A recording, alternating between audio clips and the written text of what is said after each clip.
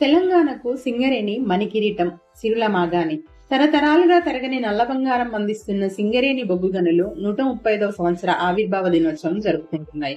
భూగర్భ గనుల్లో దాగి ఉన్న బొగ్గు గనుల ప్రస్థానం ఎప్పుడు, ఎలా మొదలైందనేది ఈ వీడియోలో తెలుసుకుందాం. ముందుగా సింగరేణి ఆవిర్భావ దినోత్సవ శుభాకాంక్షలు.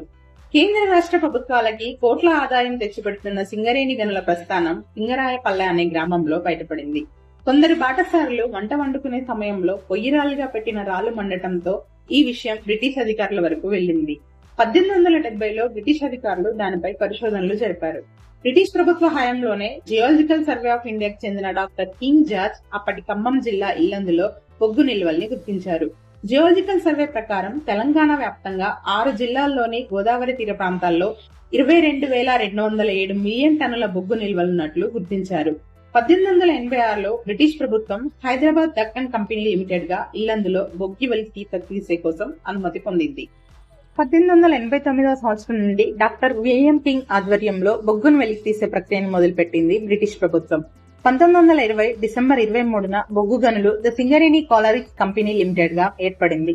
1920లోనే అప్పటి నిజాం ప్రభువైన మీర్ ఉస్మాన్ ఖాన్ బొగ్గు గనుల్ని బ్రిటిష్ ప్రభుత్వం నుండి తన ఆధీనంలోకి తీసుకుని బొగ్గు ఉత్పత్తిని చేపట్టి అభివృద్ధి చేశారు. సింగరేణి సంస్థ 1945లో లండన్ స్టాక్ ఎక్స్చేంజ్ లో స్థానం సంపాదించుకుంది. 1949 వరకు నిజాం ఆధీనంలోనే ఉన్న సింగరేణి సంస్థను హైదరాబాద్ ప్రభుత్వ కంపెనీ ఇండస్ట్రియల్ ఫండ్ ట్రస్ట్ కి అప్పగించింది. 1956లో ఉమ్మడి రాష్ట్ర అవతరణ తర్వాత కంపెనీ యాక్ట్ ప్రకారం సింగరేణి ప్రభుత్వ రంగ సంస్థగా మారింది. దేశంలోనే తొలి ప్రభుత్వ రంగ సంస్థగా గుర్తింపు పొందింది సింగరేణి సంస్థ. 1960లో 3వ పంచవర్ష ప్రణాళిక కాలంలో కంపెనీని విస్తరించే క్రమంలో కేంద్ర ప్రభుత్వం ఈక్విటీ రుణ సాయం పెంచుతూ భాగస్వామ్యంగా మారింది. 1974లో కేంద్ర రాష్ట్రాల మధ్య ఒక ఒప్పందం కుదిరింది. సింగరేణి కేంద్రం వాటా 49% గాను, రాష్ట్రం వాటా 51% గాను ఒప్పందం కుదుర్చుకున్నారు. కేంద్ర రాష్ట్రాల వాటాలు ఉన్న ఏకైక సంస్థ కూడా సింగరేణినే. 1976 నుండి బొగ్గు వెలికితీత కోసం ఆధునిక యంత్రాలను ప్రవేశపెట్టారు. విద్యుత్ సాయంతో డ్రిల్లింగ్ పనులు, ఓపెన్ కాస్ట్ ద్వారా బొగ్గు వెలికితీత పనులు చేపట్టారు.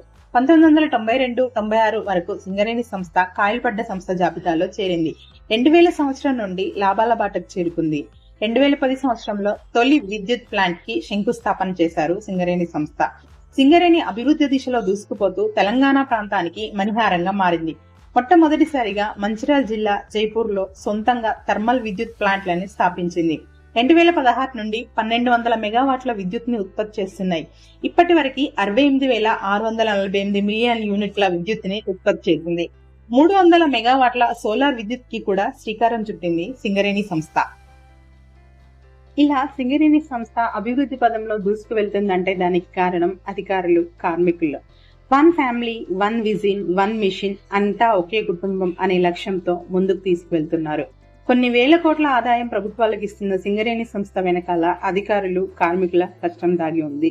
అధికారులు ఎప్పటికప్పుడు ఆధునిక యంత్రాలను ప్రవేశపెడుతూ కార్మికులకు సూచనలు ఇస్తూ కార్మికుల సమస్యలు తెలుసుకుంటూ ప్రభుత్వానికి కార్మికులకి మధ్య వారధిగా పనిచేస్తూ అభివృద్ధి వాటలో నడిపిస్తున్నారు అధికారులు. ముఖ్యంగా చెప్పాల్సింది భూగర్భ గనుల్లోని చీకటి ప్రపంచంలోకి వెళ్లి నల్ల బంగారం వెలికి తీస్తున్న చీకటి సూర్యుల గురించి. దాదాపు 45,000 మంది రెగ్యులర్ కార్మికులు, 25,000 మంది కాంట్రాక్ట్ కార్మికులు పనిచేస్తున్నారు. ఇప్పుడంటే ఆధునిక సాయంత్రాల సాయంతో లోపలికి వెళ్తున్నారు, కానీ ఇంతకు ముందు దశాబ్దంలో కాలినడకన వెళ్లి బొగ్గుని వెలికి తీసేవారు.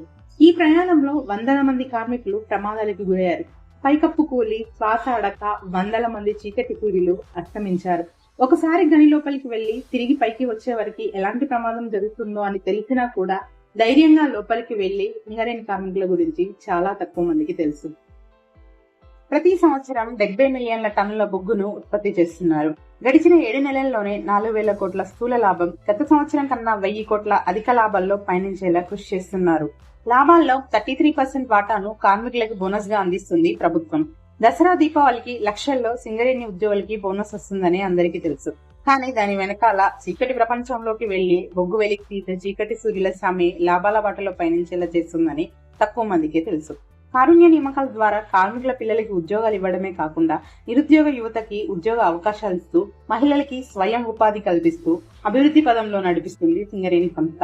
135 సంవత్సరాల సింగరేణి ప్రస్థానం సుస్థిర అభివృద్ధికి నాంది. సో ఈ వీడియో మీకు నచ్చినట్టయితే please like, share and subscribe to my channel. Thank you all.